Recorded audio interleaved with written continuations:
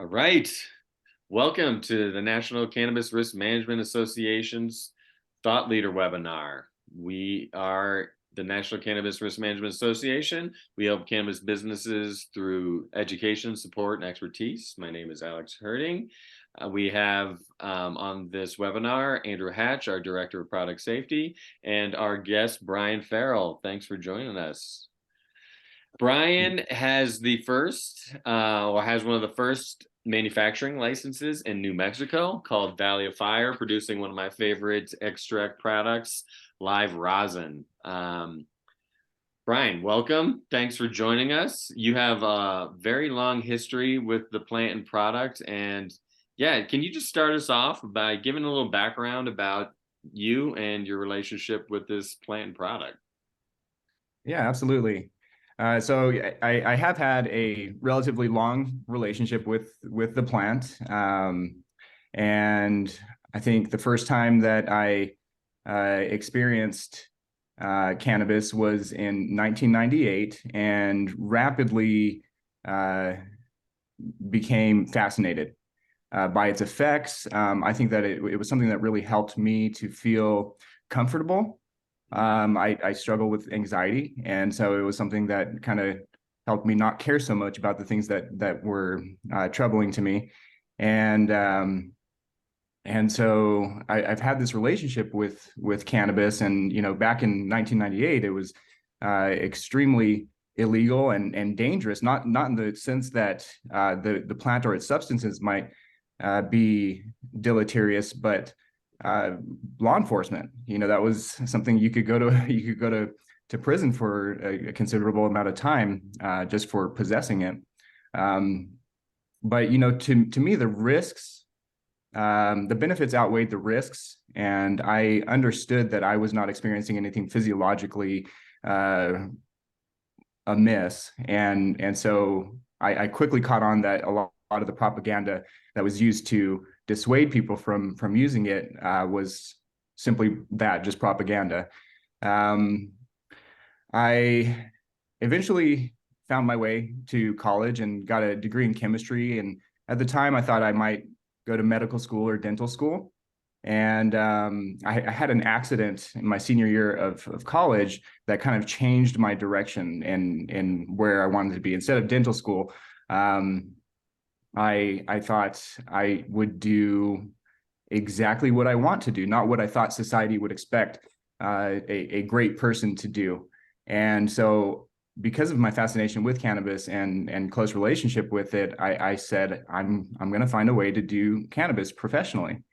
And I had a chemistry degree under my belt, which was extremely useful because at the time, back in 2013, 2015, there were not a lot of scientific professionals or professionals with a scientific background working in the cannabis industry. And that's also the time where we started to see concentrate products and extracts really become more popular. So I thought, hey, I've just been trained in this field that is so integral to extracts and concentrates and formulation. Why don't I see what I can do in the newly legalized cannabis industry in Colorado? So at the time, I was living in El Paso, Texas.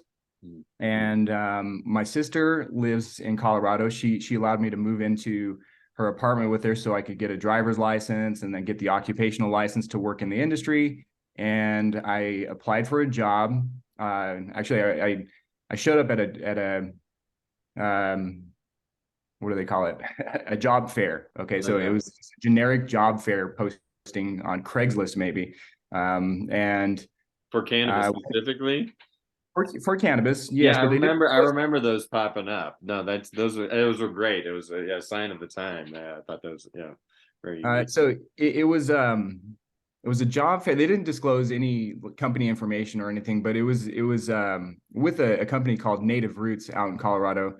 At that time, they had the greatest number of licensed plants in the state, and they were just building out their new facility, which was at scale. It was larger than most anything anyone had seen for an indoor garden at that time. Yeah, they I got had it. no idea who they were or anything, and I went and interviewed with them and ended up taking a job on the lowest rung of the ladder in the cultivation side of things. So really, your main responsibilities were mopping floors, pulling leaves, and cleaning, up potting, transplanting plants. And it was soon discovered that I did have that scientific background. And there was a person at Native Roots who is a mentor of sorts to me, who was working on a fertilizer formulation um, for hydroponic for Solutions. growing hydroponically, and so they asked if I had ever done it before, and I had not, but I figured that I did have the skills that would be handy for doing formulation, and so took a stab at it, and we ended up being able to produce fertilizers that simplify the process. So we, instead of having 8 different bottles of stuff that you have to add to a reservoir, we reduced it down to as little as 2 components. And the really fascinating thing was we did not see any reduction in yield. And in some cases, compared to commercial fertilizers, we actually exceeded the yield using the house fertilizer blend. So we simplified the process, and the cost savings were enormous. So it was something that reflected well on my abilities to do things in this industry, and specifically with formulation, and that kind of spinned off into we developed a scientific operations team. So we had a few other scientific minds. Andrew Hatch was one of them. Yeah, I was gonna say that's where you guys met, right? That's great. Yeah. Right. Yeah. Yeah. And, so my background is not too heavy in biological sciences. And when we started to see issues in the crop that nobody could pinpoint or understand the root cause, Andrew really came to the rescue because he was trained in biology and agricultural sciences, and helped us design a way to diagnose these plants and what was causing their illness. It was a lot of work, many months of work, and that was a really fun experience to get to be sleuths and discover something that there was so little information available to us at the time as far as what could affect cannabis plants, and how would you even go about investigating some of these issues. So it was at the time it felt unprecedented, and there were not a lot of tools or resources available to the cannabis industry. A lot of nationally known companies that offer services to other agricultural groups would not work with cannabis, and so we were kind of on our own. Right. And so we developed the scientific operations. What do we call it, Andrew? We just called it the science team, but scientific operations was the official operation. And so we did some good work there. We did some pathology work and some light trials, fertilizer tests, and different treatments. We were just really trying to optimize how we cultivated cannabis. After about 2.5 years of working on the cultivation side, I did migrate to the infused products and product development side, and that's really where most of my passion lies, is in product development. I love working on the thing that the consumer will have in their hands, and I just really like to make products that are special and make the consumer feel special too, that they have that product. And so that's I was able to work still at Native Roots, but on a product development team on the extraction and infused product side, and got some experience working on edibles, topicals, and different vape products.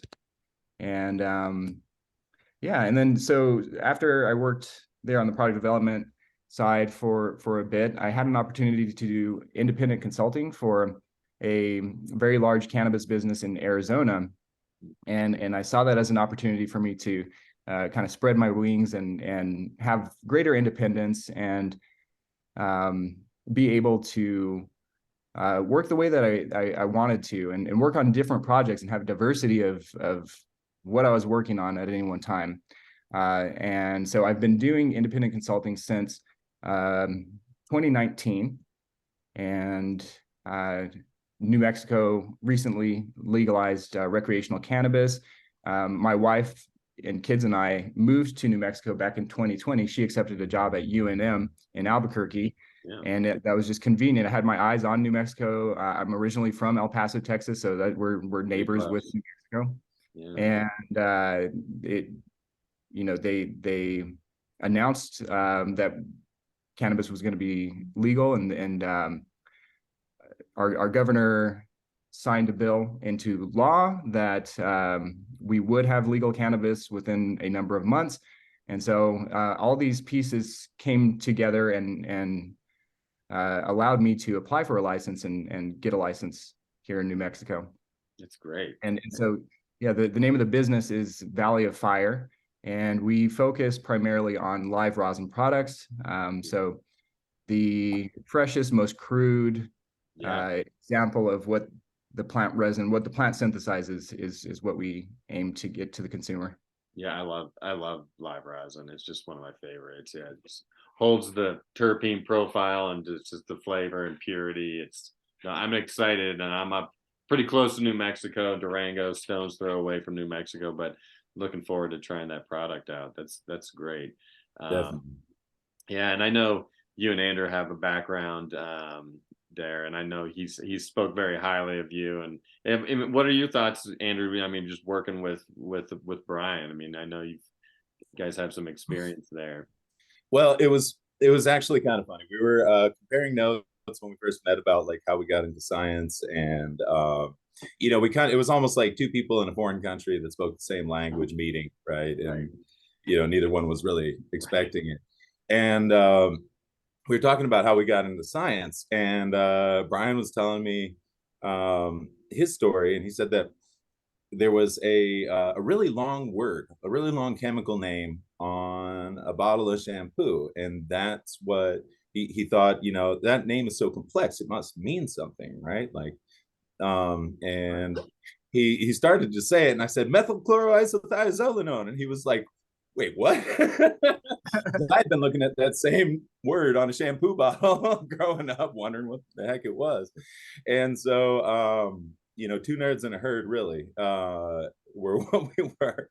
And we were able to draft in some other scientists to the team. And it was really just incredible, like being able to work in a new field and sort of being given our head by the management, being allowed to kind of lead the research and innovate and do all of that. And really that's where I really got a really deep understanding of the problems of producing at scale, because our mandate was really just to kind of be a BS sifter and say, do we do these things because we've always done them, or do we do them because they make sense? And so Alex, if you didn't know, there is an abundance of BS in. Oh my gosh, and I've been a part of smelling that stuff out too. This is the exciting part of getting into a new industry, is that you do get to innovate, you do get to discover. I mean, and I think we all have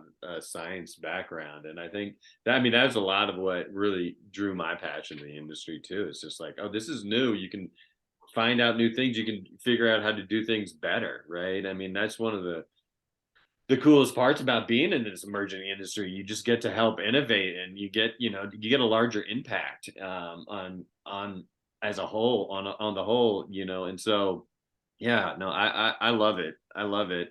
Even though you do have to filter through a lot of BS, it's the rewards are still there, and that leads me to another, the next question here, Bryan. There is a lot of improvements. There have been a lot of improvements, really at every stage and phase of this industry.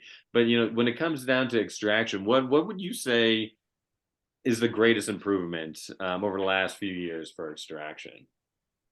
In the world of extraction, when we started to freeze freshly harvested flowers, and we used butane solvent initially on those it's called fresh frozen in the industry. That's the colloquial term. So when we started doing that, we caught on to the ability to harness that fresh terpene profile that exists only on the plant when it's alive. And so that's why you'll see a lot of these products called live resin, live rosin, and that just refers to the resin that was harvested from the plant was harvested from flowers that were frozen immediately after harvest. That can retain a much higher concentration of terpenes that way, and so as much as like 20 times the concentration of terpenes as if you compared like the cured dried flowers. So we're learning a lot more about terpenes and how they can influence the effects of the cannabinoids, and we're also learning that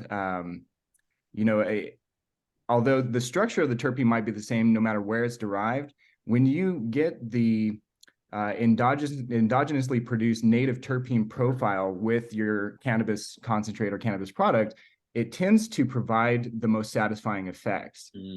And so we're learning a lot about how the terpenes, some of the terpenoids we've discovered actually bind to CB receptors, cannabinoid receptors in our body. So it's not only just like a pleasant aroma that we experience, it's actually participating in the pharmacokinetics of when you ingest cannabis. Great. Yeah, that's very cool. Yeah, the entourage effect, correct? That's the whole, and that's why I love that type of extract, the live extract, because it's the closest experience to to consuming the flower, which is I've tried all the different ways to to consume cannabis, and I tend to be the flower smoker, but extracts come around, it's got to be live rosin, live resin, or I'm gonna leave it alone. Certainly. And not to put you on the spot here, Bryan, but I've seen your live rosin, and I've seen hundreds and hundreds of other batches, and your live rosin is incredible. The reason I like Bryan here, and I'm going to further embarrass him a little bit, is that he gets enthusiastic, and he's like a terrier, just grabs onto something and wrests meaning from it. And so I saw him do that about, I think, 5 years ago, starting with rosin, and yeah, it was quite impressive. So Bryan, I had a question, Alex, if you don't mind. Now, I've been noticing that in testing failures, I've seen live products failing when other products didn't. That doesn't mean necessarily that on the whole they fail more often. But what I was wondering, because I've also seen at the same time, due to the glut of cannabis on the market, I believe, other non-live rosin products kind of surfaced. There have been a lot of people producing, like rosin gummies with non-live product. Now, you have to get the product wet as part of the process, which allows for microbial growth. What would you say are the pain points of the process if you're not using live, fresh frozen flowers when you're looking at product contamination? What parts, knowing what you know about moisture and microbial growth, are most susceptible? If we're talking about what we call bubble hash or ice water hash methodology, yes, you'll take your raw plant material, whether it be frozen or dried flowers, and you basically agitate them in a wash vessel. In the past, we used these little 5-gallon portable plastic washing machines that you'd wash clothes in, but they worked wonderfully to detach the little resin heads and allow us to separate them out and turn it into product. But I can see multiple ways for contamination to find its way into your products if you are using water in your process. So you mentioned using dry flours. And so if you think about what microbes love to eat, you think about cellulose and sugar, and that's what these flours are composed of. While the plant is alive, it has defenses and an immune system that it can rely on to ward off or defend itself. But if you're talking about the dry flour material, that's basically substrate and food for microbes to grow on, right? So you would want to make sure that your water source is not contaminated. If you're using RO water in your process, people think that RO water is super clean. And while when it comes out of the RO filter, it might be sterile, it's going into a reservoir that can have dust and solid particulates and other microbial contamination find its way into the reservoir. And these microbes can survive with very little nutrient available, right? So we think it's just water, right? No, you can have all kinds of things that grow in your RO lines and RO reservoirs. And then also contamination can find its way into your products via the technician or the operator who is manufacturing them. So if there are not good hygiene standards and sanitation methods that are enforced at your establishment, contamination can find its way into your product very easily. The methods that you use to dry your product. So we use water to detach the resin heads from the flours, but we don't want water present in the final product. So if your methods for drying your hash or rosin are not effective, then you could have a high enough water concentration in your product to foster microbial life. And if you have dirty source water and that remains in the product, then you're really stacking up that risk and having microbial contamination.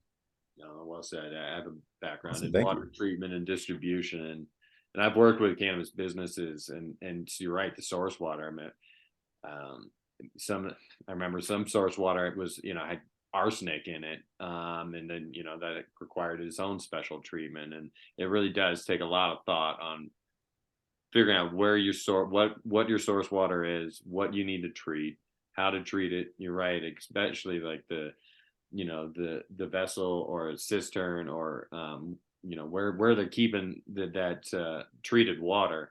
I mean, you have to think, I mean, even if you have a glass, people who drink water out of a glass, yeah, you don't need to wash it every time, but you do need to wash it eventually. I mean, it is something that you do have to really have some deep thoughts on how do I maintain this, and that's leads to another great question about just quality management systems in general. This industry really is lacking standardization. There's a lot of businesses, and I think you guys when you guys met on your science team were facing those questions.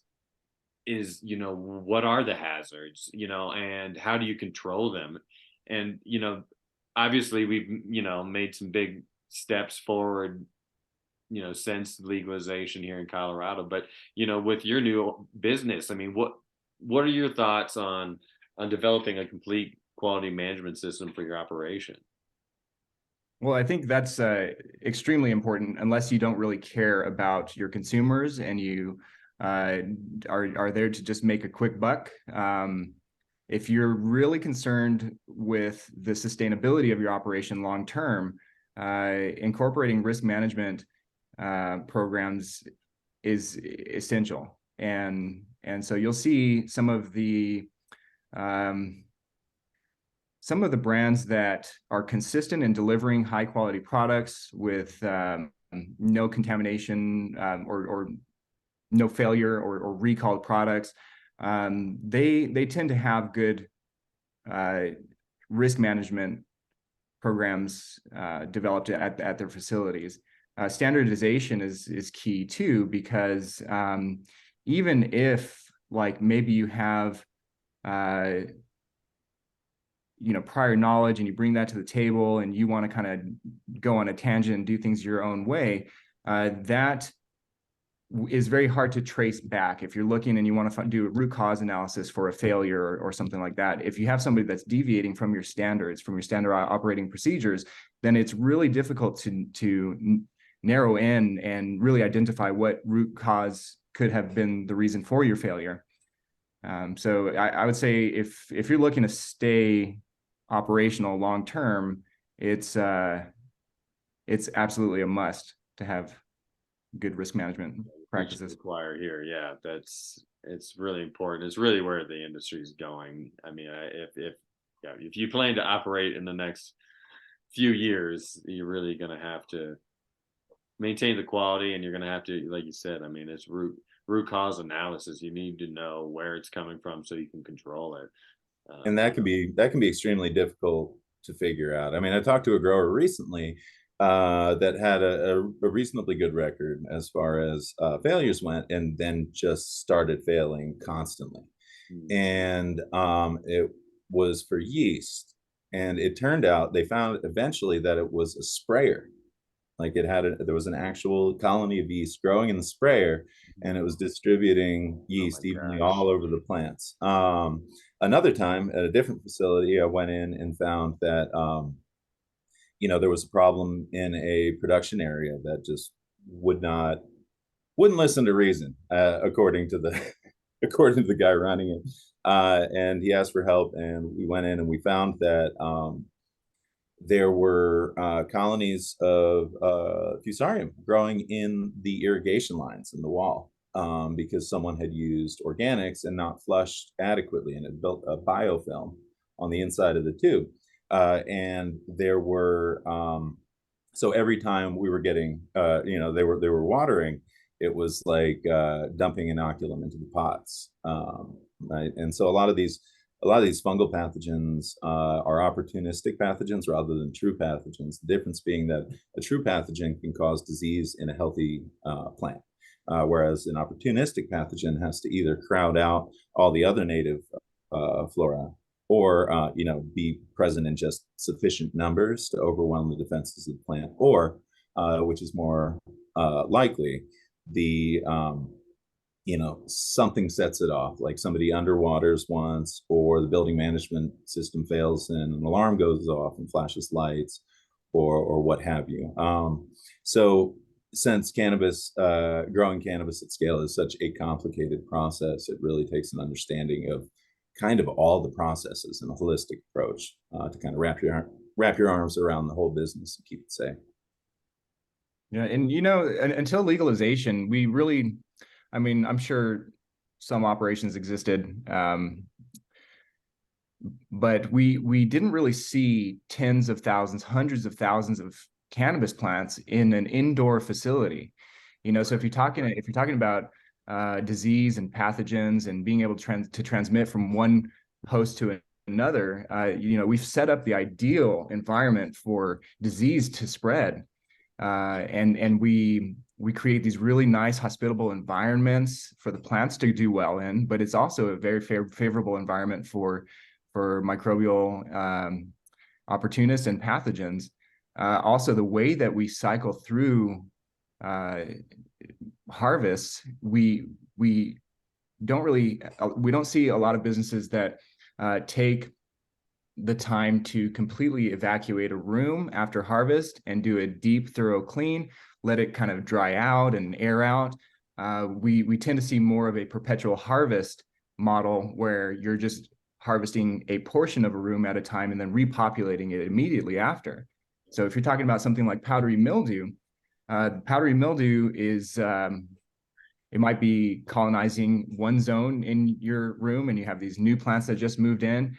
The zone that does have a powdery mildew infestation sporulates. The spores carry over into your newly populated zone, and you don't notice them until they start colonizing. So the spores will germinate, they'll colonize, and by the time you notice you have a problem, it's already too late, right? They're already sporulating, and it's just this perpetual trying to coexist with powdery mildew, because it's near impossible to eradicate. So what are the costs of that? Oh man. So much. I mean, if you have to destroy product because it's so badly contaminated. There's that, all the money that and time that went into the production of those flowers is wasted. If you let's say, I mean, there are ways to remediate moldy product. Extraction is the main way to do that. But if you know, it all depends on what the economics and the market are, but you might not be able to make as much from those pounds of flowers if you're turning it into distillate. And also there's all the infrastructure and everything that you need to be able to do extraction and distillation. So if you yourself, or if a business doesn't have an extraction and distillation lab as part of their business, then they're selling it at a super low price to somebody, to an extractor that will remediate that product. So yeah, we know, like, powdery mildew is it's a big problem, but you know, it's not like the thing that's going to be the worst hazard that you'll face. But you know, like, powdery mildew can leave the plant susceptible to opportunists, right? So powdery mildew itself is a pathogen. Is that right, Andrew? Correct me if I'm wrong. Powdery mildew weakens the plant. It reduces yields, and also you have to think about the amount of pesticide that you have to use, and the sprayers that you pay, and the people that you pay to scout, and the people that do the emergency defanning when it's, you know, when you find it, all of that stuff. It just kind of snowballs, which is why I asked the question, because it ends up being a lot more costly than any of the one things you do to treat it. It has side effects that go all down the chain. Right. You know, if you're only looking at a spreadsheet to see how can we maximize production, and that's all you're looking at is numbers on a page, you'll say, let's keep growing every single day of the year and never skip a beat. Yeah. But when you talk about biological living organisms, you know, it's not this fairy tale scenario where you can just get away with anything. And so there's like true biological warfare happening in all of these indoor grows.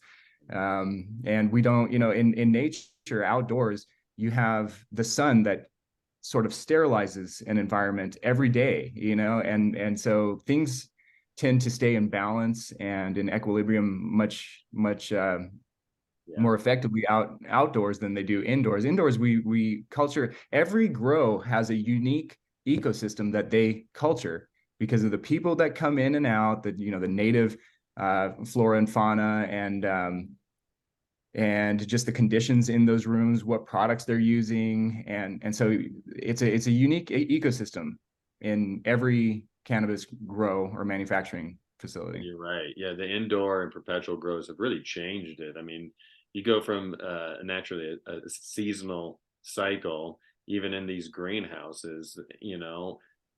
I mean, like you said, you get it out in the sun, but when you harvest, you know, in the seasonal or the natural cycle, you know, these greenhouses can be pasteurized both through freeze out, you know, you just let it do a hard freeze, and then you know, you close all the windows in there and you can bake it out. You get it above, you know, 120 or whatever you can get it to. You're killing all those pathogens. And you're right. I mean, this is basically creating just a buffet for all these microbes. I mean, I know these indoor grows are, you know, proud of what they're growing, you know, cannabis wise, but on a microbial level, they're really doing a good job creating, you know, a perfect environment for these species that thrive on these plants. Yeah, that's and it's one of the greatest challenges. Which isn't to say that it can't be done. I mean, to kind of shine a light on where you and I met, Bryan. You know, since we put in the quality management system and started taking a look at the crop, there were all these kind of side effects, right? Like, sure, we solved the problem of contamination, and now they don't struggle with contamination, right? And so, but a side effect of that was that the light that we shined on all the different systems and the processes allowed us to, you know, create a system, you know, with the grow team that was, you know, more efficient, right? You know, the work that we did looking at, you know, like how the systems communicated allowed us to make them communicate. You know, one of the side effects was increased yields, right? So native roots yields very high compared to a lot of people. And they've done a really good job of staying engaged in the industry, while I've watched some of the other larger companies kind of scramble a bit when the price dropped. And so, as far as quality management impacting safety, yeah, sure, it's the right thing to do, 100%. But it also has a lot of side effects for your business that keep your business healthier. Because when you start to measure something, typically, you start to improve it. Yeah, another thing I wanted to touch on is we were talking about these microbial threats to the garden. And so in our arsenal to defend the plants from these microbial threats, we apply pesticides and fungicides. Mm-hmm. Now, to a hash maker, any amount of spray is going to compromise the quality of the hash that you're trying to harvest. So you want there to be as few sprays that occur as possible so that you can end up with the highest quality live rosin products downstream. If you're applying peroxide sprays, peroxides oxidize terpenes. Terpenes are very susceptible to oxidation, and the products of oxidation of terpenes tend to be irritant molecules. So if you've ever had a vape cart and it stings your throat and sinuses, it most likely has very little to do with the cannabinoids that are in there, but it's the terpenes that are oxidized and they turn into these molecules that they're irritants, right? And so it can affect the color of the concentrate, but for me, it can affect the flavor. If you're doing solvent-based extracts, it's possible to extract pesticide residue into that, right? And pesticide residue can even carry over into distillate if you're not doing things properly, right? So if you can reduce how much pesticide and fungicide you're applying in your garden, the quality of your flowers should be better. Well, now this is all amazing stuff. We'll definitely have to bring you back on, Bryan. This is, we a lot more to be discussed here, but really, really thought this was a great conversation, and just want to thank you again, Bryan Ferrell from Valley of Fire in Albuquerque, New Mexico. Go check out his live rosin. It's beautiful stuff. I'm excited. I've seen it. It's just beautiful. I can't wait to try it myself, but we'll definitely have to have you back on. Thanks for joining us, everybody. Join us again next month, and we'll see you then. Thanks, everybody. Thanks, Alex. Thanks, guys.